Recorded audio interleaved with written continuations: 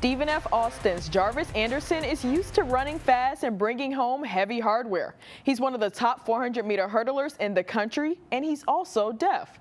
Track and field is already a difficult sport, but Jarvis doesn't let being deaf stand in his way of reaching his goals.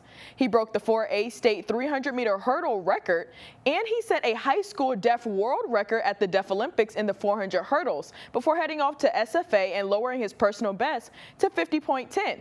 I sat down with Jarvis and his interpreter to get more insight on the difficulties he faces being deaf in this sport. When I got the 50.10, I was so proud, and all the people were really shocked. You know, they didn't think that a deaf person could do that, and I want to get below 49, so I can do it, and deaf people can do everything. God has made me have that ability.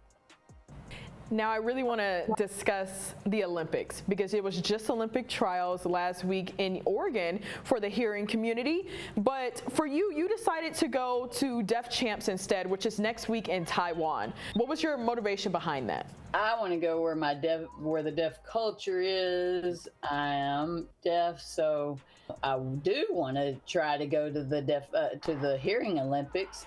But I have done Deaf Olympics, but I also want to continue with the Deaf Olympics and the deaf competition.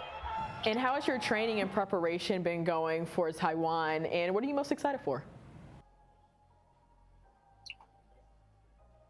Yeah, I'm so excited for the competition, to meet all the deaf athletes, and for the games, and be able to, communicate with everybody just like hearing people do. Absolutely. I spoke with your dad earlier, and you didn't have as many offers like a great athlete such as yourself should have had. Do you consider that discrimination towards you, or do you feel like it's just people just being slept on the talent?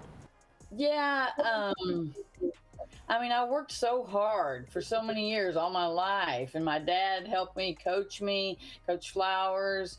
And the college coaches were like, no, I don't think so. How am I going to communicate with him? That seems like it'd be too much of a struggle. So I just kind of accepted, and I said, okay, so what? And I kept going. I tried to be positive. It's safe to say that a lot of hearing people, they fear what they don't understand. They're not willing to put in the effort to make those accommodations and realize that hearing people and deaf people are very similar. It just takes out a little bit more time in our day to communicate with you in your way. Exactly. It's saying, give me a chance, give me the opportunity.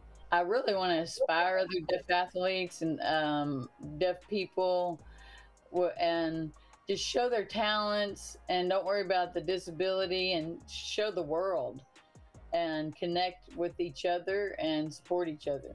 And good luck on the remainder of your season, and thank you. Jarvis is an amazing athlete, a great runner, and he deserves the same amount of recognition that the hearing athletes get on a day-to-day basis. Now, we wish him nothing but the best going into World Deaf Championships next week. It was